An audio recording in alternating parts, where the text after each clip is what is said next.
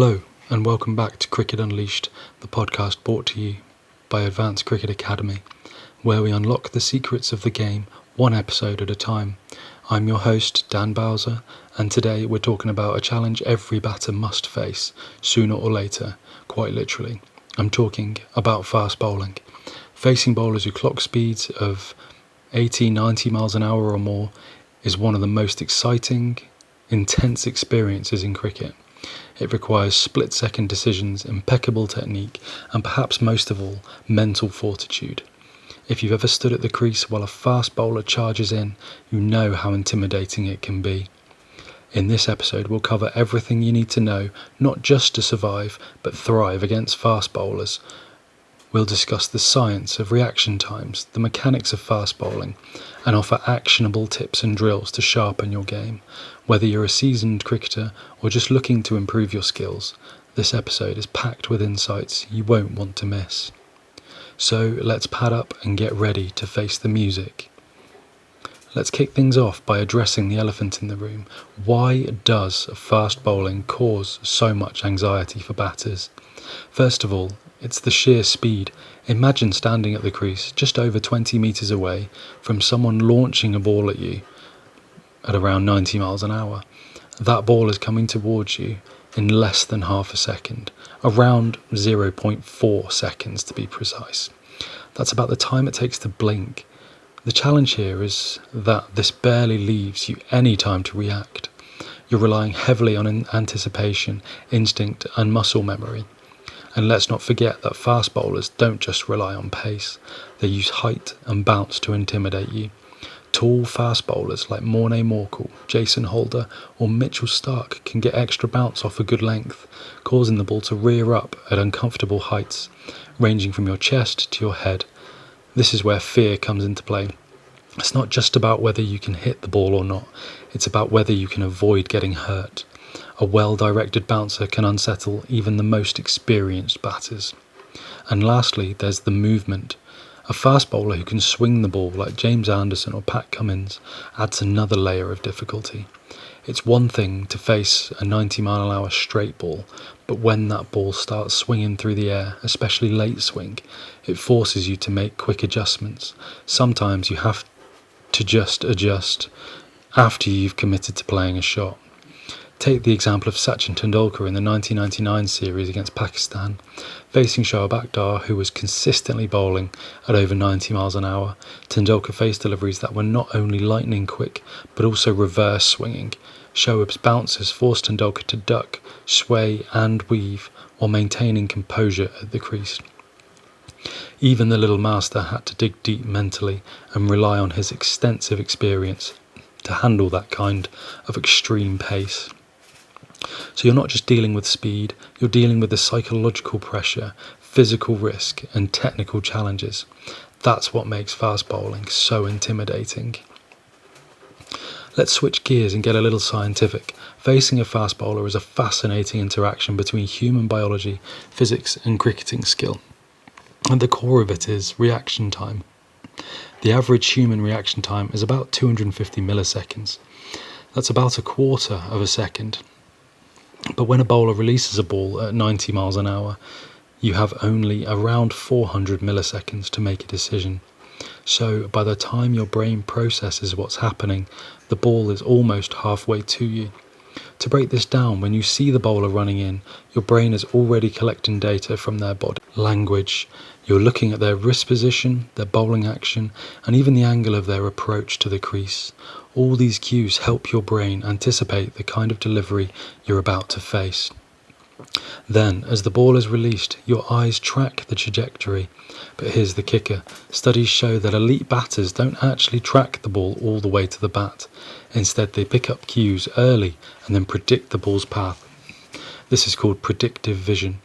Your brain is making a mental calculation based on the initial trajectory of the ball and your past experiences. That's why experienced players often seem to have more time when facing fast bowling. They're not reacting later, they're anticipating earlier. In cricket, players also rely on something called perceptual motor skills. These are the finely tuned connections between what your brain perceives and how your body reacts. For example, when you pick up that a ball is short pitched, your body is automatically getting into position to either duck or pull the ball. These are learned automatic responses developed through countless hours of practice. Think of someone like Brian Lara, who was famous for his ability to dominate fast bowlers. Lara's eyes would pick up the length of the ball almost instantly. In fact, research suggests that top-level batters like Lara rely on pre-delivery cues more than the average player. Their brains are wired to anticipate what's coming even before the ball has fully left the bowler's hand. So, while raw reaction time plays a role, the real magic happens in your ability to anticipate and execute based on subtle cues. And the good news is, you can train these skills. Alright, now that we've covered why fast bowling is so tough and the science behind it, let's move into what you really want to know: how to improve your technique to handle the heat. First and foremost, watch the ball closely. This sounds obvious, but it's often where batters fall short. You need to pick up the ball as early as possible, ideally from the bowler's hand at release. Train yourself to focus on the bowler's wrist and fingers as they release the ball. Some bowlers give away subtle hints about what they're about to bowl, and the earlier you can spot these cues, the better. Next, stay light on your feet. Good footwork is critical when facing fast bowling. You don't want to be caught flat-footed. Whether you're moving forward to meet a fuller delivery or going back to handle short pitch balls, your footwork has to be sharp and controlled. A balanced stance with slightly bent knees and weight distributed evenly on the balls of your feet will help you move more freely. One golden rule is to play the ball late. Against fast bowling, it's easy to lunge forward or play too early, but that increases the chance of mistiming the ball. Let the ball come to you. Especially on fast pitches, you should be looking to play the ball under your eyes, which gives you more control and allows for last moment adjustments. And then there's the back and across movement, which is particularly useful for dealing with short pitch deliveries. When you see the ball pitching short, you want to move back and across towards off stump, which opens up space for you to either defend or pull the ball. This technique is used by many great batters to stay in control of short pitched bowling. One great example of this is Ricky Ponting. He had a textbook back and across movement, and he was one of the best pullers of the ball in world cricket. He could also pull off the front foot as well. He would rock back quickly, get into position and punish anything short. His footwork was immaculate against the quicks, which made him particularly dangerous against fast bowling. Now that you have a better understanding of the technique, let's talk about how to put it into practice. Drills are the best way to build muscle memory and hone your reaction skills. Here are a few drills that can really help you improve against fast bowling. Reaction ball drill. This one is all about sharpening your reflexes. Use a reaction ball, a ball with uneven edges that bounce unpredictably. Stand in front of a wall and throw the reaction ball against it. Your goal is to catch the ball as quickly as possible after it bounces back.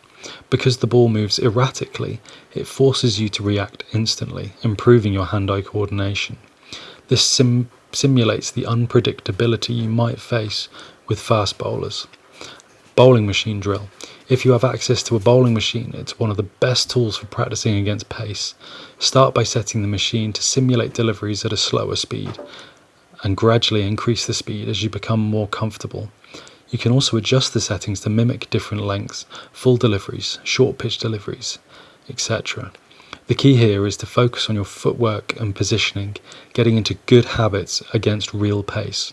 For shorter deliveries, practice the back and across movement to prepare yourself for pull or hook shots. Even if you don't attempt the shot every time, getting into the correct position is crucial. Short pitch tennis ball drill. This drill helps build confidence and technique against bouncers without the fear of injury. Get a partner to throw tennis balls at you from a short distance, aiming for your chest or head. You can use a tennis racket or another cricket bat, either way. Your goal is to practice swaying out of the way or ducking under the ball. This drill improves your body awareness and ensures you can evade short balls effectively. Shadow batting. This is a simple but powerful drill. Stand in your stance and practice different movements without a ball. Shadow bat shots like a forward defensive, a pull shot, or a back foot punch. Focus on getting into the right position and executing the shot perfectly. Shadow batting helps with muscle memory, so when you face real fast bowling, your body naturally moves into the right positions. I remember watching a video of Virat Kohli where he was doing shadow batting in the dressing room between innings. It may seem like a basic exercise, but even at the highest level, players are constantly refining their movements and footwork to stay sharp. Mental toughness. Now, we've discussed the physical aspects of facing fast bowling, but let's talk about something just as important, if not more, the mental game. Facing a fast bowler is as much a psychological battle, as it is a physical one. The bowler is trying to intimidate you with pace and aggression, and if they sense fear, they will exploit it. So building mental resilience is key. First, let's talk about visualization. This is a tool that many top athletes use to prepare for pressure situations.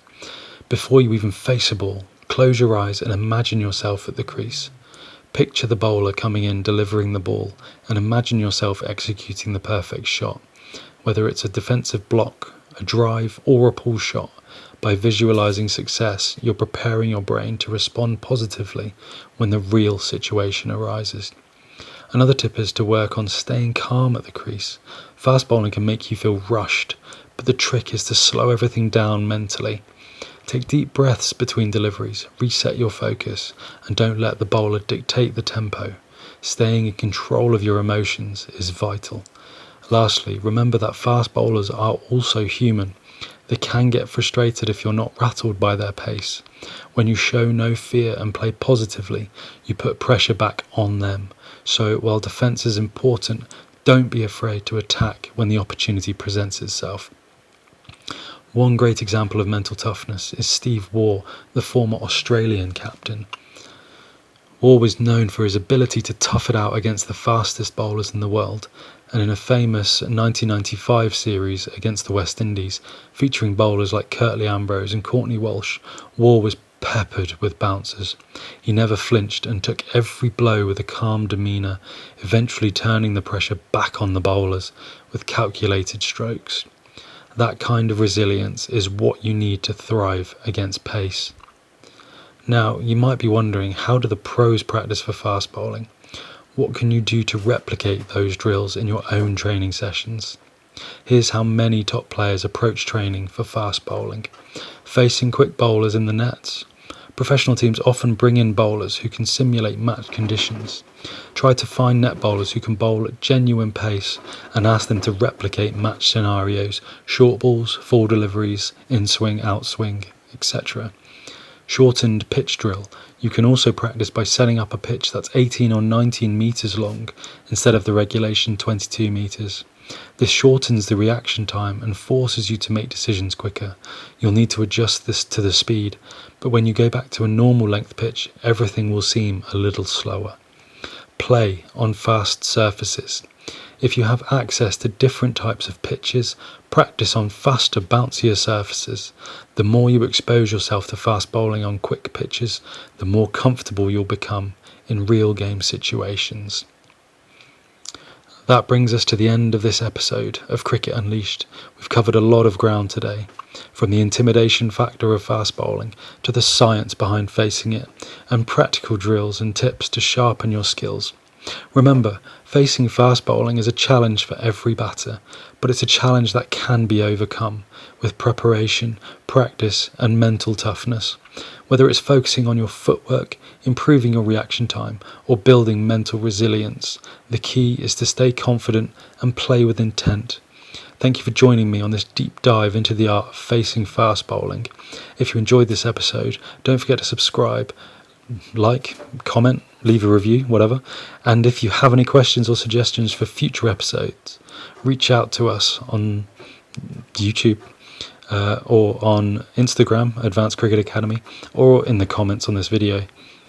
Until next time, keep practicing, keep believing, and most importantly, keep enjoying the game.